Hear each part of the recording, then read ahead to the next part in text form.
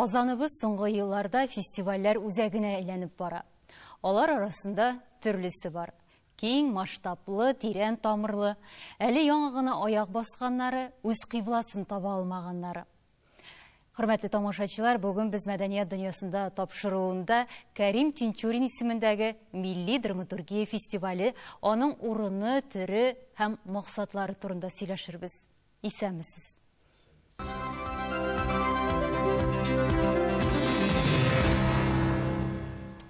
Әлеге тапшыру фестиваль көннәрендә кунаклар таралышканчы яздырылып алынды, һәм шуңа да безнең студиябездә төрле төбәкләрдән килгән кунаклар.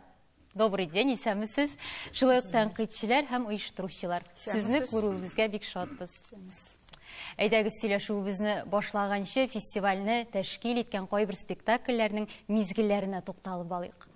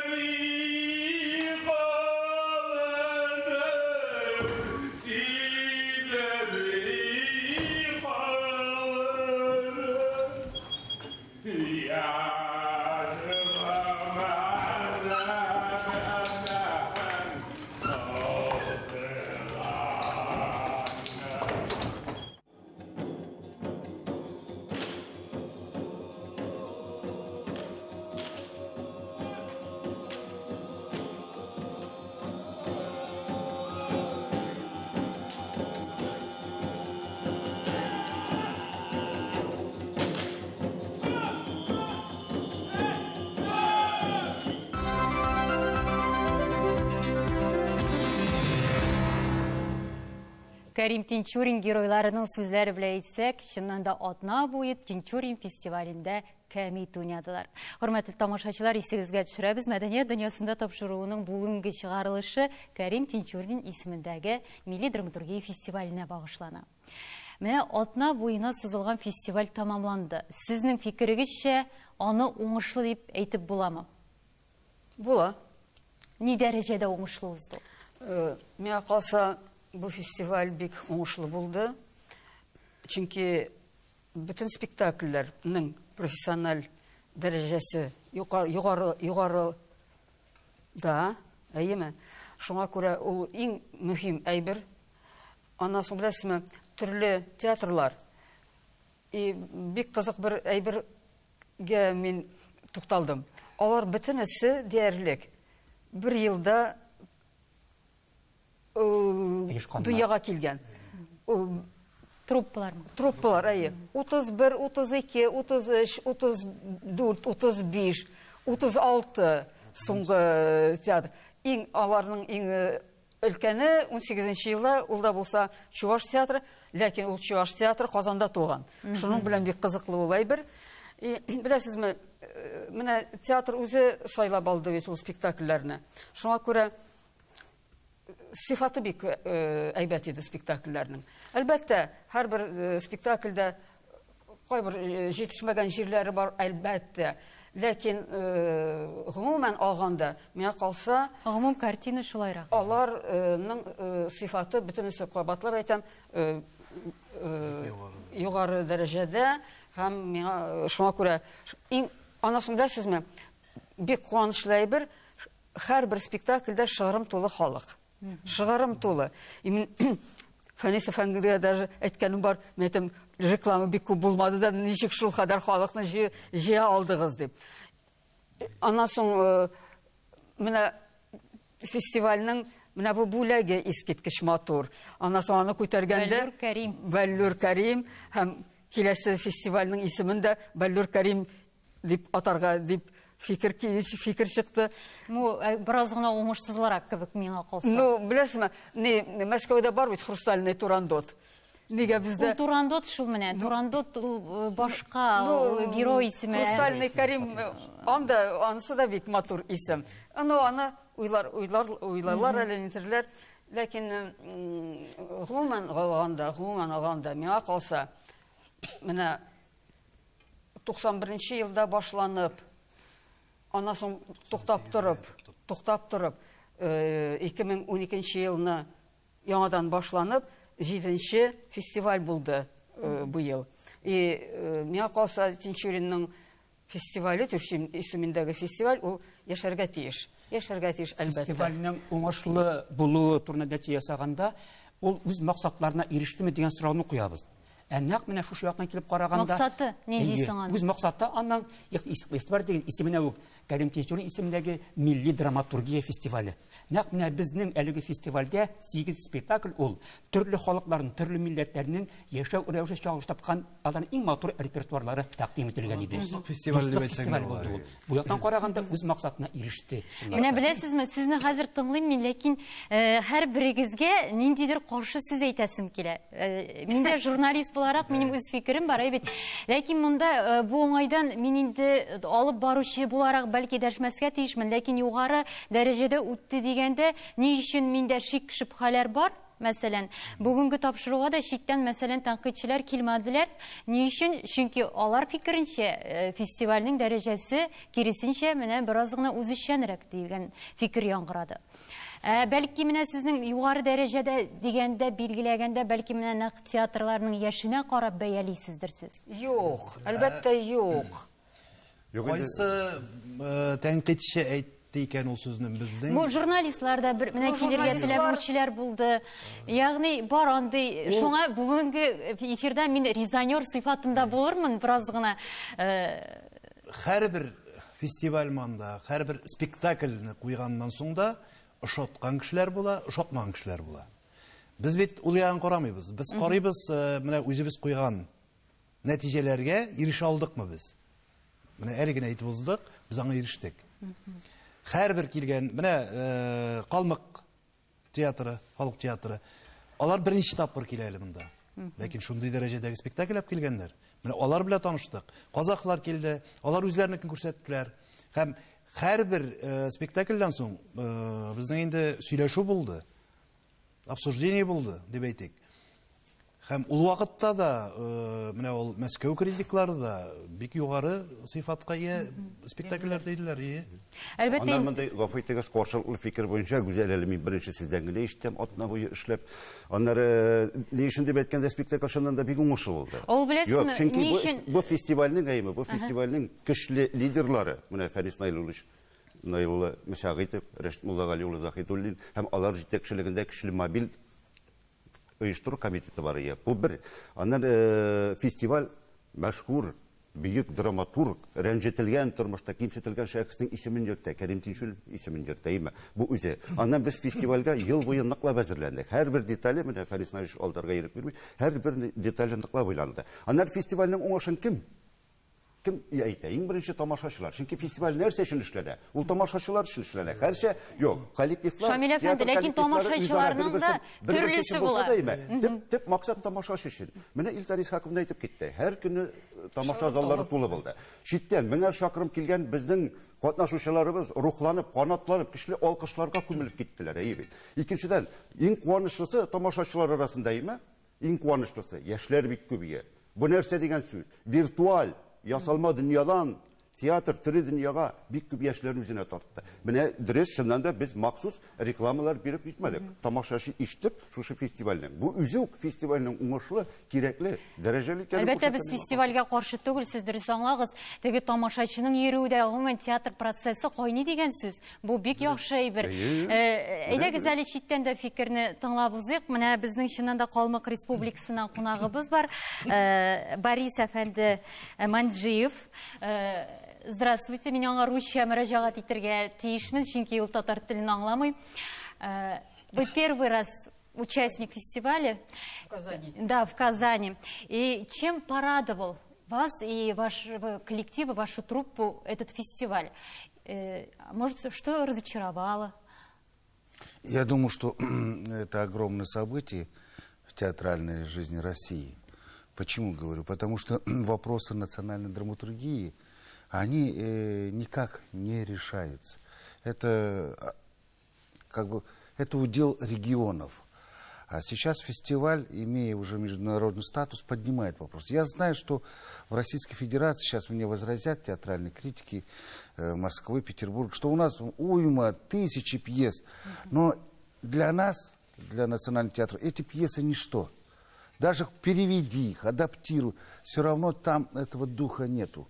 Я был сам участником многих таких лабораторий и говорю с полной ответственностью. Это новая драма, это безобразная драма или безобразная драма, можно сказать, где исследуются уже совсем другие вещи, которые уже за гранью человеческого добра и зла. А у нас еще, чем интересно, что мы опираемся на традиции, на фольклор, на историю своего народа. И вот здесь у нас вся проблема. Проблема наши чиновники от Министерства культуры, от культуры вообще, они говорят, что нету денег. И, пожалуйста, драматурги, пишите, театры ставьте, расплачивайтесь друг с другом. Но так нельзя относиться. И тогда этот фестиваль имени Карима Чинчурина ставит на всю страну проблем. Господа, повернитесь к проблемам национальной драматургии. Здесь не могут быть только альтруисты, патриоты. Здесь должны работать финансисты. Иначе мы все это потеряем. Это, так скажем, не хрустальный звон Карима, а набат Карима.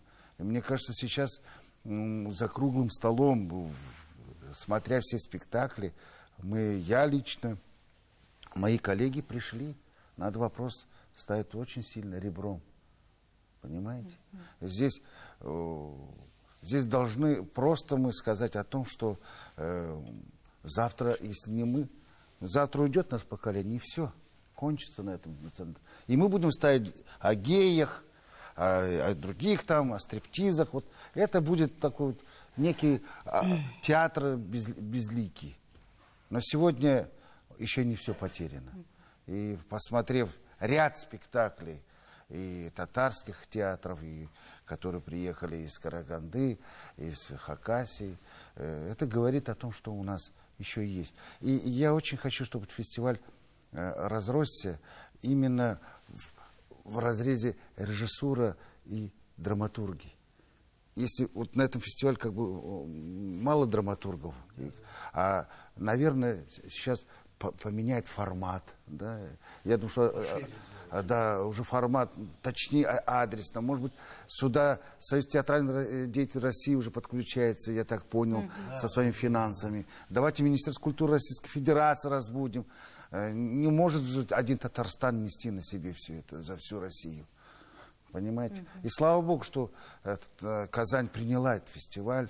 И слава Богу, такие руководители, как Фанис Наилович и Рашид Загидуллин, все-таки схватили на себя эту миссию. Но им же надо сейчас уже, и мы должны подпирать, помогать. Огромное спасибо Казани, Татарстану за понимание, за тревогу этой драматургии, которая стоит на грани, на обочине. Бик зур рахмет кунаклар. Әлбәттә, менә шундый актуаль фикерләр яңгырады. Сөйләшүебезне без рекламадан соң дәвам итәрбез.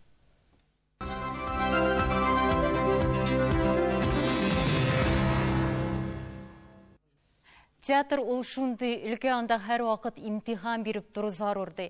Милли драматургия мәсьәләләре турында сөйләшергә һәм инде төрле төбәкләрдән җыелган үзебезнең Татарстан театрлары бу көннәрне сынау тотты дияргә дә мөмкиндер. Сынау Тинчурин фестивале кысаларында иде. Хөрмәтле тамашачылар, исегезгә төшерәбез без фестиваль турында, аның кунаклары, тәнкыйтьчеләр һәм оештыручылар белән сөйләшүебезне дәвам итәбез. Безнең шулай ук кунаклар арасында Нәүрүз фестивальләрендә дә катнашкан Хакас театрының артисты, үзебезнең татар кызы Кокова Гөлфия Мансур кызы да. Исәмсез, сезнең белән дә аерым исәнләшик, бик сезне күрергә шатбыз һәм һәр вакыт менә фестивальләргә килгәч, Хакаслар арасында безнең татар кызын күрү бераз аптырата да һәм сокландыра да. Сезгә фестиваль нинди тәэсирләр белән кайтып китәсез? Без фестивальны бик яратып, бөтен спектакльләрне, бик матур спектакльләрне бик яратып күрдебез. Безнең монда бөтен туганнарыбыз, бөтен бергә укыган сәнгатьтәшләребез, бөтенесе монда безнең бар. Менә быел безнең яшьләр килде Санкт-Петербург академиясыннан безнең театрга. Алар әйтәләр, безнең дә монда белгән кешеләр бар, белгән артистлар. Без әйтәбез, кем? Калмык театры, менә минем янда утырган Калмык театры. Алар кеше аларның спектакльләрен карап, менә безнең белән бергә укыган студентлар дип бик аларны мактап утырдылар. Ә минем менә бик мактыйсым килә безнең Тимчурин атындагы театрны. Без бит шулай туры килә, кайткан сайын Тимчурин бинасында үзебезнең спектакльләребезне уйныйбыз. Шуңа күрә сезгә бик зур рәхмәт. Менә без Тимчурин театрына үзебезнең иебезгә кайткан шикелле кайтып керәбез дә, үзебезнең сәхнәдә уйнаган шикелле чыгып, үзебезнең иебездә спектакль уйныйбыз. Шуннан да Нәүрүз фестивалендә дә шул бинага безгә һәр вакыт шушында уйнарга. Әгәр менә бу ике фестивальне чагыштыру кирәкме ул? Кирәк. Ул фестивальләрне чагыштыру кирәк. Менә мин моннан башларга телим.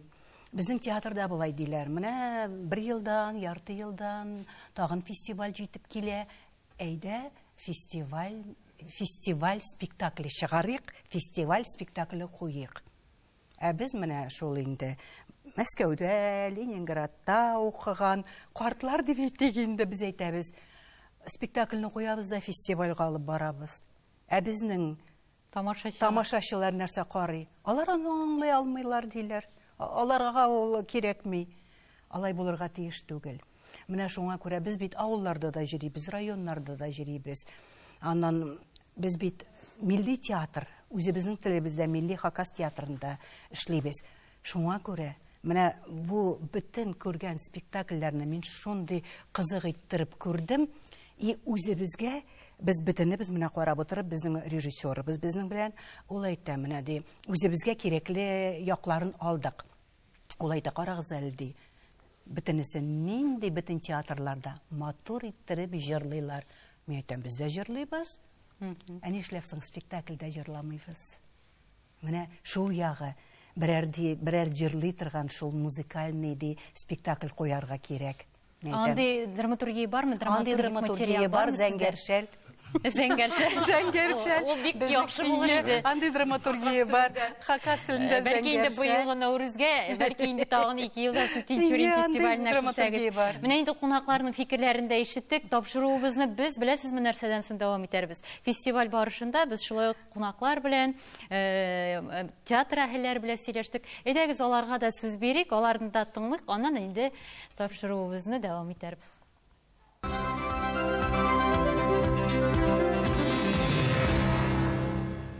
Я думаю, сейчас во многих регионах назрел вопрос, который мы должны как-то решать, как на этих фестивалях.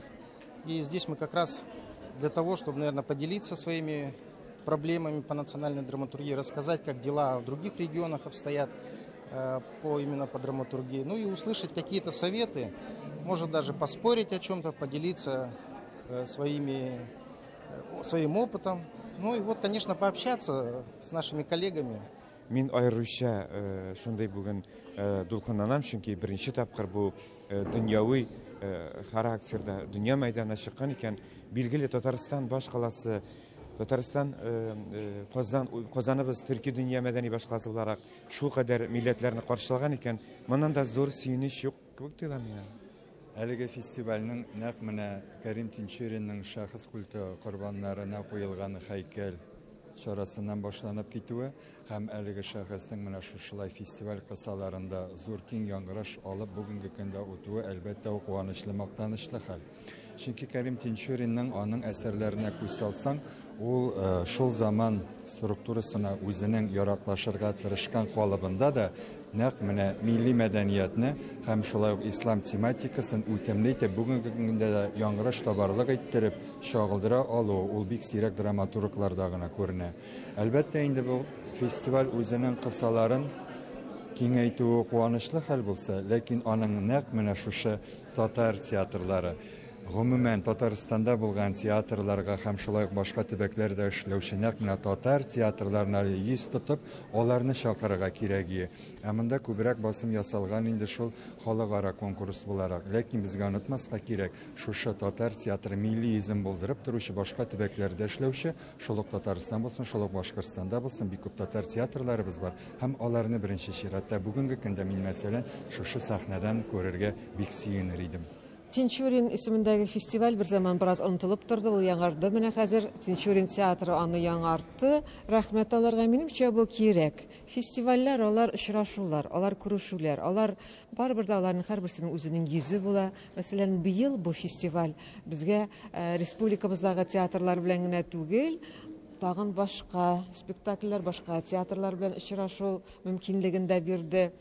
Мин уйлыйм, бу театрлар белән Нәүрүз театрында, фестивалендә дә очрашабыз бит инде. Ләкин репертуар башка булыр, без аларны күбрәк күрә алабыз. Аннан соң Тинчурин театрына аерым бер халык йөри, үзенең тамашачысы бар. Академия театрында үзенең бер тамашачысы. Минемчә, мондый очрашулар, мондый халыкара мәдәни алышулар бик кирәкле. Бу фестиваль гомумән артистлар өчен бик күңелле нәрсә. Беренчедән танышу, икенчедән фестивалебезнең жюри булачак Мәскәүдән һәм әлбәттә безнең Илтан Исхаковна һәм жюриларның бәяләрен ишетү безгә шулай ук бер мөһим әйберләрнең берсе. Минем өчен ул әлбәттә танышу һәм жюриларның сүзләре, бәяләре. Любой национальный театр бери – это проблема номер один – драматургия. До этого я считал, что в Татарстане нет проблем с драматургией, потому что театров очень много, драматургов много. А сегодня послушал, оказывается, и здесь есть. А тем более в наших республиках маленьких, Марий-Эл, Чувашия, там, Мордовия, эта проблема особенно остро очень стоит. Чувствуется сразу, что город очень такой театральный, публика такая хорошая, хорошо принимают все коллективы, да. Но лично мне понравились спектакли театра из Набережных Челнов, вот пьеса «Три аршина земли», да. И сегодня утром мы смотрели спектакль тоже Мензелинского театра. Безнең әле кая чыккан юк дөрестән дә, әмма шулай чит илкәдәге булган ниләрне күрү бик файдага безгә. Барсы да Аллага шөкер шат бара. Һәрбер театрның үзенең нигә. Менә бу яхшы, бу яман, бу ни дип. Мин әсәрне карамыйм, мин артистларның уеннарын карыйм, осталыкларын карыйм. Миңа шулай кызыксындыра. Менә бүген мин 5нче көн бер спектакльдә калдырганым юк. Миңа бик ошый. Встреча с национальными театрами – это такая уникальная возможность почувствовать культуру разных народов, их традиции, которые прорастают даже в каких-то современных пьесах. Это удивительно, когда в современных пьесах вдруг читаются древние символы, вдруг угадываются какие-то древние мотивы мифов. Поэтому такие встречи, они, конечно же, взаимообогащают прежде всего сами театры, потому что они здесь встречаются, общаются, смотрят спектакли друг друга.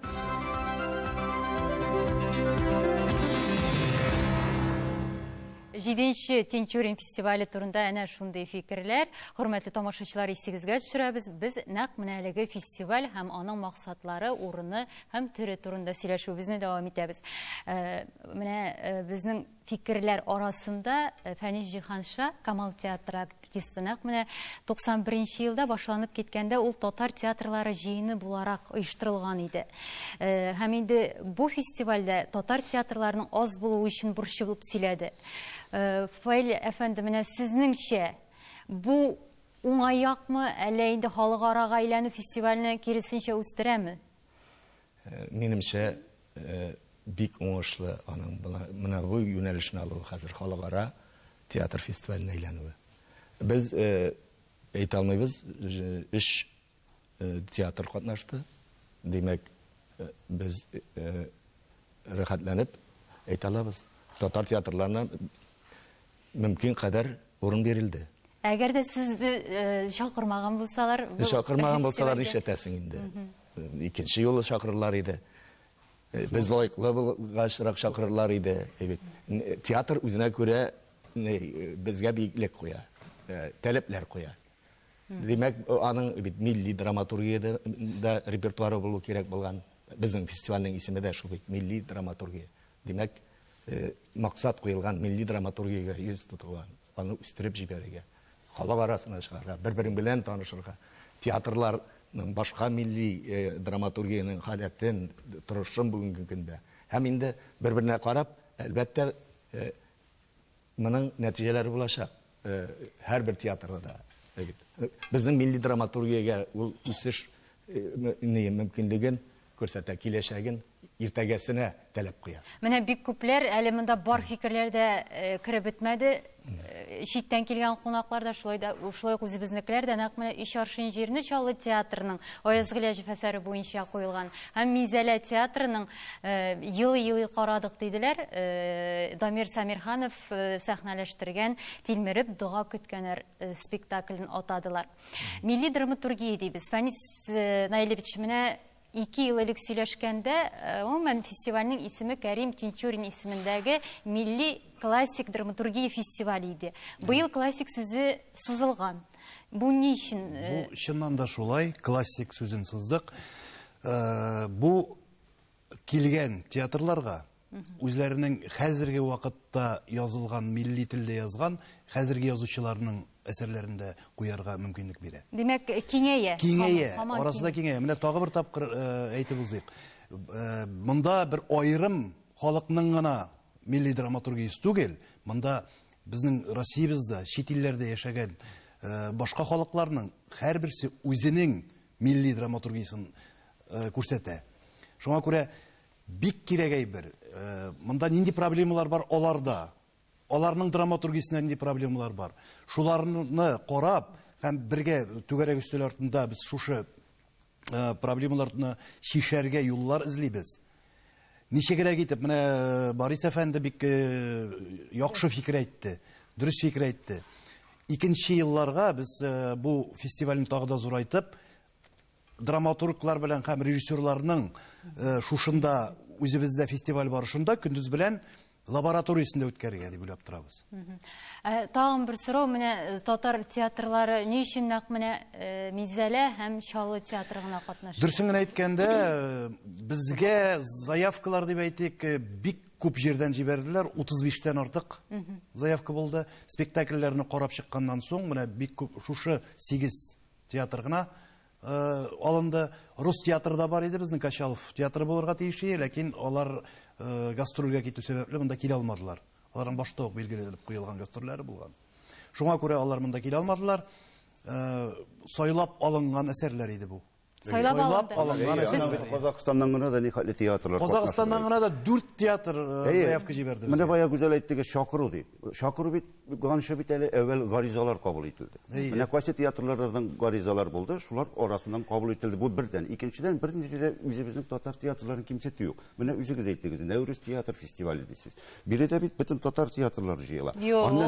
Нәкъ менә Нәүрүз фестивалендә бик күп татар театрлары үпкәләп йөри. Безне кертмәделәр программага дип. Бу шуракта менә шулай. Нәүрүз бит ул төрки телдәге театрлар. Төрки. Менә бит әле Хакас калмыклар, алар бит төрки тел булмагач килә алмадылар.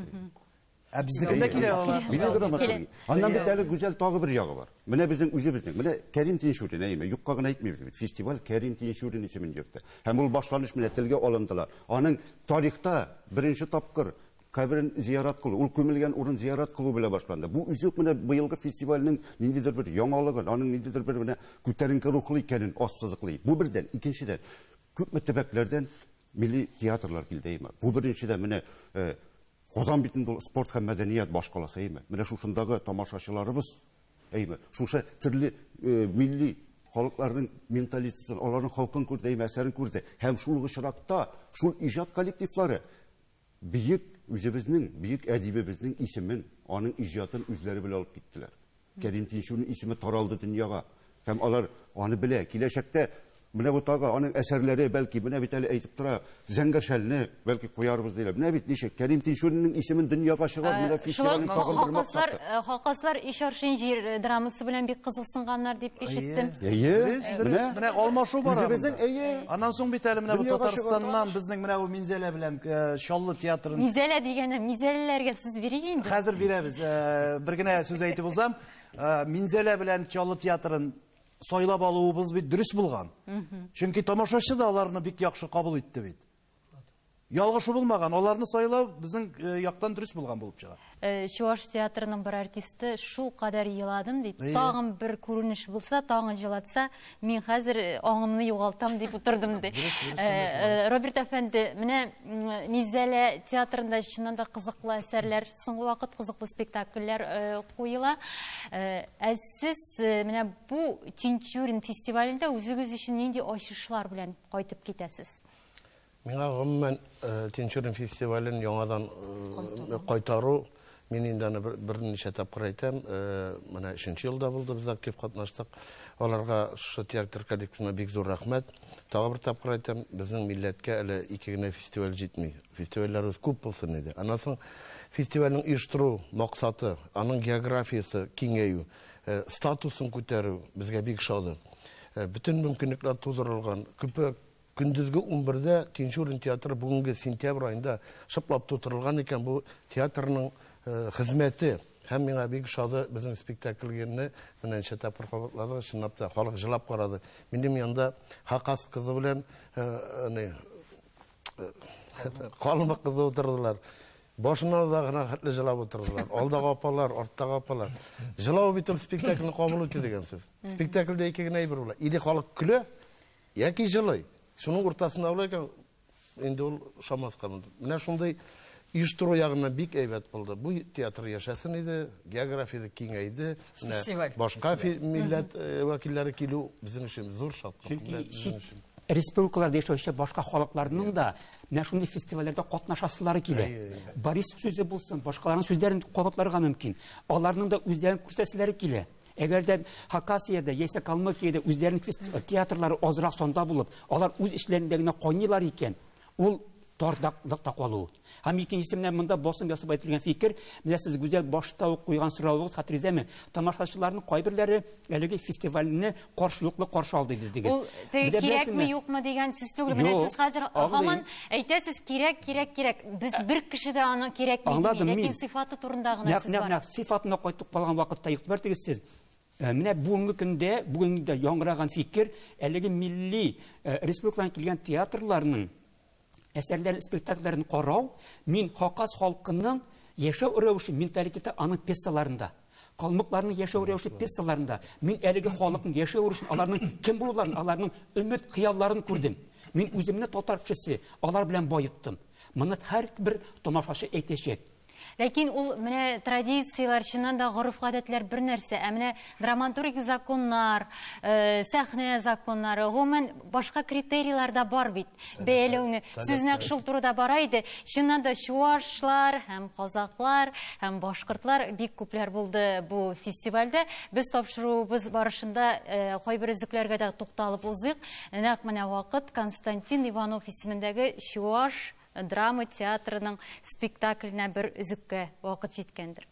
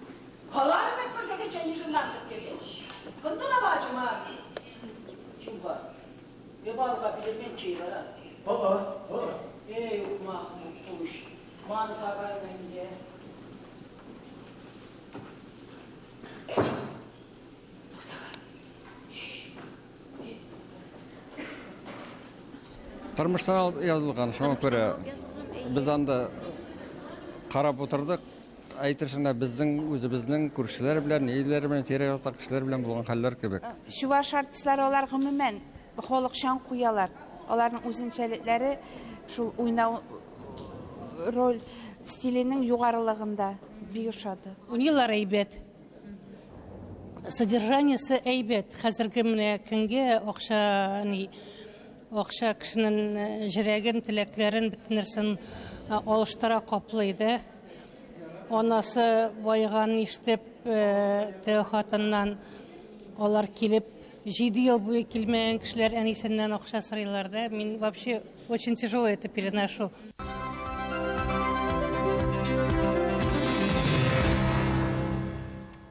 Александр Порт әсәре буенча куелган әлеге спектакльдә комик һәм драматик вакыйгалар үрелеп бара. Һәм инде ул жанры буенча гаилә бәяне дип бирелгән. Менә шундый чыннан да мин чуашларның артистлары белән сөйләштем, алар бу Портны үзе артист дип әйттеләр. Димәк, гомумән ул регионнарда драматургияның хәле, торышы безнекенә караганда күпкә начаррак дип аңладым. Ул инде күптәннән билгеле. Менә бу фестиваль кысаларында драматургия турында сөйләшүдә булган. Менә бу сөйләшүдән чыгарылган төп нәтиҗә нинди соң? Яңа пьесалар, яңа яхшы пьесалар булсын иде. Һәр вакытта. Театрга гомумән пьеса җитми, театрлар җылы гомергә пьеса юк дип, ләкин бүгенге көндәге драматургияның хәле бик авыр. Ул бездә татарда гына түгел, ул башка милләт театрларында да, ул рус театрында да, гомумән дөнья театрларында. Әйтик, мин укыганым бар бүгенге инглиз пьесаларын, француз театрлар пьесаларын. Ул бер нәрсәгә ярамаган пьесалар ул. Шаккатыргыч әйбер. Шуңа күрә бүгенге көндә милли драматургияның мәсьәләсе, торышы ул бик авыр әйбер, бик кыен әйбер. Һәм кемдер әйтә, институтта курс ачырга кирәк драматургларны әзерләр өчен. Драматургны әзерләп булмый. Яки син туасың драматург белән, яки булмыйсың син. Һәм хәтергә килегез. Иң яхшы татар пьесалар кем язган? Артистлар. Карим Тинчурин, Таҗи Гыйззәт, Хайвахид, Туфан Минуллин, Илгиз Зәйниев бүгенге көндә. Чөнки актер бик әйбәт белә сәхнә законнарын, әйеме. Ничек аны нинди сүз белән әйтергә, нинди сүз актерга кыенрак әйтелә. Шуңа күрә bütün законнарын белә ул. Шуңа күрә артистлар яза. Һәм менә монда утыра Тинчурин театрының Шамил әфәнде дип әйтик дә, Тинчурин театрының репертуары, бала спектакльләрен, яшьләр пьесаларын Шамил яза, һәм дә бүгенге көндә уже зурлар турында яза. Ул бит недән килеп чыга драматургияның булмавыннан. Театрларда языла. Шулай бер Хакас театрында да бардыр ул, Мизелә театрында да, Камал театрында да, bütün театрларда бар. Чөнки кабатлап әйтәм. Бүгенге көндә айрым әйткәндә бик авыр драматургияның җиңел язалар. Проблема күтәрмиләр. Пьесалар күп. Менә әлбәттә 9 чыктымы, 9 том чыктымы? 10 томлыгы. 10 томлыгы да. Но бер кем куймый ул әсәрләрне. Әлбәттә әзрәк куела, сирәк-мирәк кенә. Чыннан да менә бу конкурс барыбер ниндидер этәргеч булды дип сөйлибез, ләкин ул кадәр ниндидер яңарыш, ниндидер яңа сулыш китермәде әле ул. Ләкин бәлки яңа еллар кирәктер. Кем белә инде аны? Репертуар язылган әсәрләрнең драматурглары белән режиссерларга утырып икесенә бергә эшләргә кирәк. Һәрбер әсәрне эшкәртергә кирәк. Җиткезергә кирәк. Менә без әйтик бит әле классик сүзе алынды фестивальдә дип. Үткән фестиваль вакытында хәтерегездәдер, менә монда катнашучыларда сүз булды. Карим Тинчурин исемендәге булгач, ул Карим Тинчурин репертуарыннан торырга тиешме? Классик репертуардан торырга тиешме дигән бәхәс куелган иде. Һәм нигездә күпчелек килеште. Юк инде, әйдәгез, без бүгенге драматургияне дә әйләнешкә кертик. Күтәрик. Ахыр чиктә ул драматургларга да бер этәргеч булып торыр иде. Менә аның үзенең әсәре бүген театрга тәкъдим итә икән ул яхшы әсәрне. Һәм ул шушы фестивальдә катнаша икән. Димәк, инде ул ил күләмендә танылу алу дигән сүз бит. Кызганыч ки, менә Илтания Падрес әйтте, татар драматургиясе кризиста дип әйтәбез ни, билгеле бер торгын нокта тора. Менә сез әйткән, бездә генә түгел, бөтен ил буенча, дөнья буенча дип әйтәбез. Фестиваль барышында шуны күрдек тә инде без. Яңа татар пьесасының әлеге 10 томлыгы чыгу, һичшиксез, ул бик күп авторларны активлаштырды. Ләкин кызганыч ки, бары тик призлы урынны алган әсәрләр генә сәхнәгә куелды. Күпчелеге дип әйтик, яртысы дип әйтик, хәтта күбрәгедер читтә калып килә. Режиссерлар мөрәҗәгать итмиләр. Бу димәк уйланырга бик күп ризык азык бирә. Сифаты турында Бүген шул драматургия турында сүз чыкса, кайберәүләр бит драматургик материал гомумән заман режиссерларында шундый хәзер фикер яңгырый. Драматургик материал ул шимал гына. Biz аны үзебез ясыйбыз, үзебез эшлибез. Ягъни бу фикер белән килешәсезме, Фаил әфәнде? Алай дип тә әйтергә ярамый, килешмичә дә булмый. Менә әле генә сезнең фикерләргә таянам. Яңа татар пьесасына кайтык әле. Равил Сабырның беренче эшләнешендә бабага алмасы ачы була, ел икенче әйбер иде ул. Эшли торгач без яңадан яздырдык егетне. Сәхнәгә куйырлык дәрәҗәсенә җиткердек. Икенче тапкыр инде ул гел икенче пьеса иттереп алып килде яңа татар пьесасына. Ләкин инде бер мәртәбә калды бит инде бу дип алар кабул итмәделәр. Ләкин ул безгә репертуарга кирәк иде. Рәхәтләнеп ул репертуардан төшмичә уйный инде 5 ел. И Равил Сабыр дигән егетебез бүгенгә драматургиягә ныклап ныкладымнар белән биткереп бара. Инде бөтен әйберсендә куеп булмый. Кимендә инде 10 пьеса да куйырлык. Театр үзе лаборатория, ул тоже эшләргә тиеш. Һәрбер театр драматурглар белән эшләргә тиеш, әлбәттә, булдырга тиеш. Аннан соң безнең 12 театр, без җитми безгә. Драматургларны күп булу кирәк. Фаил, бездә генә түгел, гомумән милли әсәр, милли драматургия театрда туа. Театрда Менә мин гафу итегез, Фаил. Менә мин Ташкентта үскән бала, яме, үзбәк театрында үскән бала. Мин беләм, үзбәк пьесалары театрда туа иде. Театрда эшләнә иде, театрда туа. Шуңа күрә бөтен милли драматургия ул режиссер белән бергә эшләнеп чыгарга тиеш, әлбәттә. Бу мәсьәләгә Илтания апа, барыбер ике яктан якын килергә кирәктер. Берсе чынлап та драма әсәре ул шимал гына түгел. Туфан абиның сүзләре бар. Яхшы пьесадан начар спектакль була. Ләкин начар пьесадан яхшы спектакль куеп булмый. Шуңа күрә барыбер театрның нигезендә әйбәт драма әсәре ята. Инде бу драма әсәре һәм автор белән режиссер, артистлар театр эшләргә тиеш. Артистлар режиссер. Менә бу фикер белән мин дә килешәм, чыннан да шулай. Яңа драматург килергә тиеш үз фикере, үз карашы, дөньяга үз карашы белән. Инде ул теге куян шулпасын алып килергә тиеш түгел. Башка кешене кабатлау белән түгел.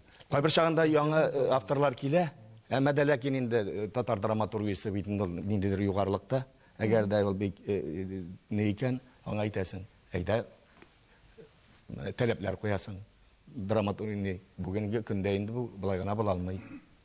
Әйдәгез эшләгез. Әгәр дә эшләп китәләр икән егет, һәм или кызыннан да автор. Ул инде әлбәттә сәхнәгә рәхәтләнеп килә. Бәлки менә шуңадыр да без һаман да үзебезнең классик материалга мөрәҗәгать итәбез. Кәрим Тинчурин фестивале дә Назлы кияү спектакле белән башланып китте. Һәм бу быелгы фестивальдә бердән-бер Тинчуринның әсәре иде. Әйдәгез, хөрмәтле кунаклар, хөрмәтле тамашачылар, шушы спектакльнән бер өзек карабызык.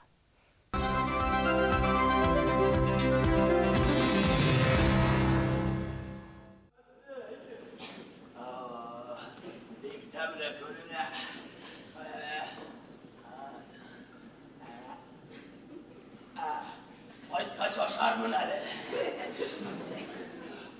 Oh, mınsan irten aşarmadı. Oh, mınsan ki şaşarmadı. Oh, dinle doşusu kileydi ol. Oh, tehlikesi de bir patron. Benemeşleriniz pek temli buldur aşırı pek temli ya. Bir gözler aşırı. Yalap yuvup alıp gile böyle.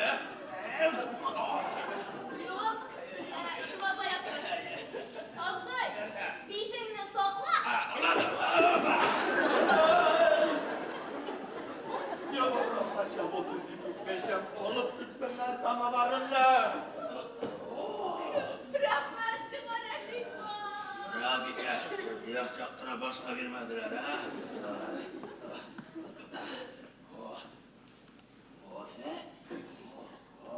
Andıra sarık. İlyas Bulak. Tanıştın mı dinle? İlyas efendim. Kahve. Hayır, kahve. Yavrum Paşa. Bikşa. Европа ister ki ya. Европа.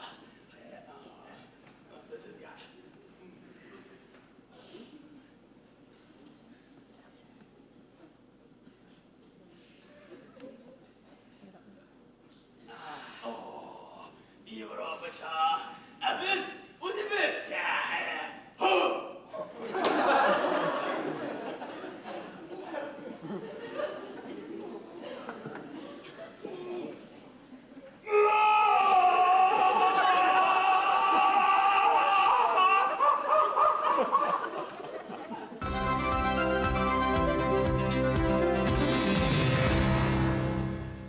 Театр һәм драматургия төшенчәләре үзара бик тыгыз бәйләнгән. Станиславскийның театр драматург идеяләре белән яши дигән фикере хәзер инде аксиома буларак яңгырамаса да, барыбер да драматургия үз көчен югалтмый. Нәкъ без бүгенге кунакларыбыз Тинчурин фестивален оештыручылар, аның кунаклары белән шул турыда сөйләшәбез һәм инде безнең вакытыбыз бик аз булып калды. Шуңа күрә шушы соңгы минутларда без фестивальне үстерүдә, аның үсешен булдыруда нинди теләк тәкъдимнәргә мөрәҗәгать итүегез, шулар турында берничә сүз. Фестивальның кысаларын киңәйтергә кирәк. Һәм менә Борис әфәнде әйткән шикелле, шушында ук лаборатория ясарга кирәк. Без киңәшкән вакытта шушы килгән режиссерлар, төрле театр артистлары белән шушы фестиваль кысаларында кичкенә мини-спектакльләрдә куярга дигән фикер булды әле бездә. Лаборатория ясап, төрле театр артистлары үзләре бер спектакль куялар. Төрле режиссерлар белән. Бик яхшы. Күрсәтәләр. Беләсезме, миңа калганда мәдәният министрлыгына да без һичшиксез зур рәхмәт әйтергә тиешбез. Һәрхәлдә әлеге фестивальне оештыруга биргән кеше ярдәме өчен аңа бик зур рәхмәт. Һәм шуңа бәйле менә еш кына тамашачылар яңгыраган бер сорау бар. Классиканы заманча уку нәрсә ул? Менә яңа гына каралган үзек Кәрим Тинчурин назлы киявен Рәшид Заһидуллин заманча укылышы, куелышының бер матур үрнәге. Килегез театрга, рәхмәт тамашачы. Менә бу Кәрим Тинчурин фестивале ул безнең театрның гына фестивале, менә теге безнең җаваплылыкта гына калмасын дигән шуңа күрә фестивальдә менә тырнак астыннан кыр эзләмичә барыбыз бергәләшеп шушы фестивальне күтәрү, үстерү юнәлешендә киләчәктә эшләсәк. Һәм инде менә монда фикер Фәнис Җиһаншин тарафыннан фикер әйтелде, татар театры җыены теләге булу дип. Без инде моны әйдәгез шаллыга тапшырыйк, бәлки бит игътибар да артыр безгә, бит шәһәрбез зур, иркен, кунаклар кабул итерлек. Татар театр фестивальләр менә тизрәк булырга мөмкин ул чагында ул. Әмансы Кәрим Тинчурин фестивале халыкара театр фестивале булып калсын, үссен, киңәйсен. Шәшәгә атсын, бөтен егетләрне, кызларны, бөтен театрларның максатка үрелсен, шушы фестивальдә катнашырга. Бик зур рәхмәт һәм кунакларга да. Какие будут пожелания у вас в фестивале? Да. Пусть живет, расцветает, приобретает силу этот фестиваль, а руководителю, организатору хочу пожелать только здоровья, терпения и напора, да. Спасибо вам. Прайзыңар қазық болыңар, бұл фестиваль ұлық болсын, прайзыбызы пісті қиғырыңар, біз келебіз. Менә шулай татар кызлары хаккас телендә сөйләшә һәм фестивальгә уңышлар тели. Шушы югары нотада без тапшыруыбызны тамамлыйбыз. Әлбәттә, инде тәнкыйть булу үзе дә яхшы. Фестивальгә тәнкыйть кирәк, спектакльләргә тәнкыйть кирәк, чөнки ул булмаса, нәрсә дигән тәнкыйть кирәкле шәйдер дигән Тукаебыз. Хөрмәтле тамашачылар, зур рәхмәт килүегезгә, игътибарыгызга тамашачыларга сезгә бик зур рәхмәт килүегезгә. Чыннан да пьеса театр тудыра диләр һәм бу сүзләр бүген дә актуальдыр. Тинчурин фестивале нәкъ әлеге фикерне тагын бер тапкыр раслады. Сау булыгыз. Хушыгыз.